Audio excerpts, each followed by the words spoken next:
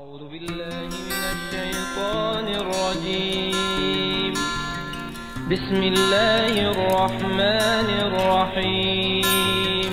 Bagaimana tanggapan Kiai seandainya tidak harus NU atau cukup Islam saja begitu? Jadi ini dari hamba Allah. Bagaimana ketika tidak ikut NU namun cukup Islam saja begitu? Monggo. Bismillahirrahmanirrahim. Allahumma salli ala sayyidina wa maulana Muhammad. Saya balik bertanya, kenapa tidak bertanya Islam saja, kok bertanya NU? Iya. Kan seperti ini namanya manusia. Iya. Manusia sejak dicipta sudah berbeda. Jadi semua perbedaan itu sudah dicipta oleh Allah Subhanahu wa taala. Sehingga orang berbeda pertama kali adalah ketika Nabi Adam alaihissalam oleh Allah dilarang untuk mendekati sebuah pohon di surga, malah Nabi Adam mendekat dan makan. Nah, itu kan sudah berbeda dari perintah awal. Kemudian setelah itu karena melanggar, Nabi Adam oleh Allah dibuang, dilempar dari surga, dan itu pun antara Adam dan Hawa bermusuhan. Tidak kenal, tidak saling berkenal. Qulna bitu ba'dukum li ba'din aduwwun. Jadi keluarlah kalian dari surga, turunlah dari surga dalam keadaan bermusuhan antara Adam dan Hawa. Padahal itu di surga sangat harmonis. Iya. Jadi itulah manusia. Oleh karena itu oleh Allah dijelaskan dalam Al-Quran, khalaqnakum min nafsin wahidatin wa khalaqa minha zawjaha wa bassa minhuma rijalan katsiran wa nisaan. Jadi tersebar dari keturunan Adam dan Hawa, baik laki-laki maupun perempuan, berkobail, bersuku-suku, berras-ras dan sebagainya, lita'arufu, agar akhirnya saling mengenal. Sehingga Adam dan Hawa pun pada akhirnya melalui beberapa perjalanan dan bertahun-tahun hidup di dunia, akhirnya berkenalan dengan Hawa. Kenal lagi, yang memori di surga hilang, yang asalnya harmonis di surga hilang semua itu. Jadi perlu perkenalan kembali. Nah, maka Adam dan Hawa itu diriwayatkan bahwa pertemuan pertama kali dan kenal pertama kali di dunia adalah di Bukit Rahmah. Ada sebuah bukit di Arafah di Makkah, itu ada Bukit Rahmah. Di sanalah disebut Jabal Rahmah, diturunkan kasih sayang Allah Subhanahu wa taala. Adam dan Hawa kenal kembali, maka disebut dengan Arafah. Arafah itu tempat perkenalan, tempat pertemuan. Di sana kalau sekarang kita mengenal Allah Subhanahu wa taala dan berdoa. Terkait dengan kenapa harus NU, ya itulah ada NU di Indonesia. Iya, di Indonesia. Di dunia, kalau saja di dunia ada Ikhwanul Muslimin, ada Ikhwanul Shafa, ada bernegara beda walaupun sama-sama Islam, atau berbangsa dan lain sebagainya. Berkelompok juga ada kelompok. Dari dulu di masa Nabi alaihissalam ada sahabat dua, sahabat Muhajirin, ada sahabat Ansar. Dan itu dipersaudarakan oleh Nabi. Dipersaudarakan bukan berarti menjadi satu, enggak. Pasti berbeda. Karena perbedaan itu harus disamakan dengan satu saudara. Kemudian di Ansor sendiri ada suku Aus, ada suku Hazrat, ada ketika sesekali itu muncul itu. Jadi kadang-kadang orang-orang yang di suku Aus membanggakan sukunya, kadang-kadang sekali muncul, dan memang harus muncul untuk menjalin satu persaudaraan yang baik. Maka ketika orang di NU itu muncul membanggakan ke NU-nya, dan yang di Muhammadiyah muncul membanggakan ke Muhammadiyahnya, dan yang di SI muncul membanggakan ke SI-nya, maka diusahakan untuk menyatu, sehingga betul-betul menjadi persaudaraan sesama Muslim. Persaudaraan atau ukhuwah Islam yaitu bukan satu hal yang baik, satu kesatuan, tidak. Pasti ada perbedaan, makanya disatukan. Sesuatu yang disatukan karena berbeda. Kalau tidak berbeda, tidak perlu disatukan.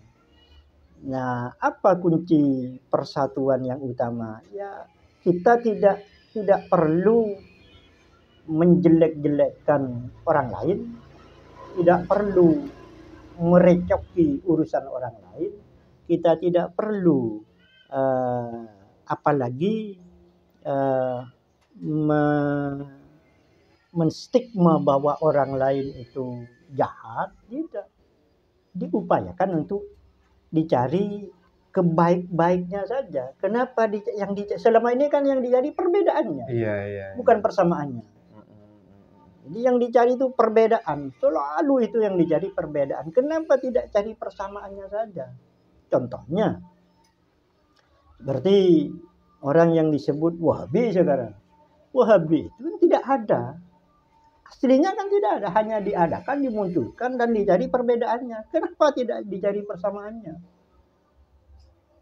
Di NU umpama, carilah apa yang baik di NU, yang sesuai Al-Quran hadis, kemudian di Muhammadiyah apa saja yang sesuai Quran hadis, itu disatukan. Bukan dicari perbedaannya. Kalau dicari perbedaannya, jangankan antar organisasi, antar tubuh saya sendiri ini berbeda kok. Kadang hati menginginkan A, mata menginginkan B, mulut berucap C. Itu beda pasti itu. Dalam diri manusia sendiri itu pasti ada perbedaan. Makanya hati selalu berbolak-balik. Kadang mata ingin melihat hijau, terus hati melarang, mulut berucap malah, dan tangan merespon. Itu perbedaan. Maka oleh karena itu carilah persamaannya, jangan cari perbedaannya kalau ingin hidup rukun. Apalagi dicari perbedaan untuk bermusuhan begitu, untuk pertengkaran. Kalau sudah mencari perbedaan, pasti akan meningkat pada permusuhan, pasti. Maka siapa yang harus memulai? Diri kita sendiri. Harus mulai dari diri kita sendiri. Ketika dalam tubuh kita ada perbedaan, maka carilah persamaannya. Jadi contohnya umpama mulut karena rasa, berkaitan dengan rasa, mulut menginginkan rasa sate. Kemudian hati atau pikiran tidak mau. Kesamaannya itu di mana? Ya di rasa, maka ikutilah rasa. Kalau memang ingin tercapai. Kemudian tangan melarang. Karena tangan tidak punya uang umpama. Carilah uang. Iya. Maka antara yang ada di Indonesia, antara NU, Muhammadiyah atau SI ini kan sebetulnya ya sudah dari dulu juga di Indonesia. Cuman sekarang sudah kurang semangat orang-orangnya mungkin. Jadi itu perlu dicari kesamaannya, jangan pernah mencari perselisihannya. Iya Bu ya. Kalau di sini di kolom komentar ini bagaimana tanggapan Kiai seandainya tidak harus NU gitu, tidak harus NU. Cukup Islam, bukan ke organisasi yang lain, bukan. Ini cukup Islam saja, tidak harus NU. Artinya tidak harus ikut begitu, tidak harus ikut organisasi-organisasi yang ada. Cukup Islamnya sama dengan organisasi yang lain. Kenapa harus SI? Kenapa tidak Islam saja? Islam. Artinya Islam kan menaungi. Islam itu menaungi, kemudian organisasi itu mestinya bernaung di bawah ajaran Islam itu. Baik NU, Muhammadiyah, NSI, carilah di mana Islam kita bisa mencantolkan organisasi kita di Islam itu. Maka kalau itu kita bisa dapat, jadi NU mencantolkan di firman Allah bagian apa, terus SI mencantolkan firman Allah di bagian apa, kemudian Muhammadiyah bisa mencantolkan dirinya pada firman Allah bagian apa. Nah itu cari kesamaannya itu. Jangan cari perbedaan antara firman Allah yang sehingga dikatakan bahwa firman Allah bertentangan, bahwa Allah tidak pernah mewajibkan sholat 5 waktu. Apa itu? Kan tidak memahami konteks itu namanya. Jadi nas itu kan ada mantuk, ada mafhum. ada teks, ada konteks. Jadi itu kedua-duanya harus diamalkan, harus bersama. Tidak bisa hanya mengamalkan teks, tidak bisa. Dan tidak bisa pula hanya mengamalkan konteks, tidak bisa. Atau mafhumnya saja. Karena mafhum itu bisa kemana-mana pengertian itu. Kalau mafhum yang kemana-mana dibatasi oleh teks, maka akan menjadi baik. Atau sebaliknya, teks untuk nas itu adalah harus begini, ya ayyuhalladzina amanu, atau aqimis salata liduluki syamsi ila ghasaqil laili wa qur'anal fajr. Jadi laksanakan salat, itu teks. Konteksnya salat yang bagaimana, seperti apa, dan bagaimana cara, itu konteks. Maka ketika kita memahami konteksnya kemana-mana, dibatasi dengan teks itu. Iya, artinya konteks lebih kepada tata cara begitu, Bu ya. Konteks bisa tata cara, bisa syarat rukun dan lain sebagainya. Karena dalam Al-Quran juga syarat rukunnya tidak disebutkan. Iya. 5 waktunya juga tidak, secara sore tidak, tapi harus memahami dari beberapa ayat. Iya. Alhamdulillahi Rabbil Alamin.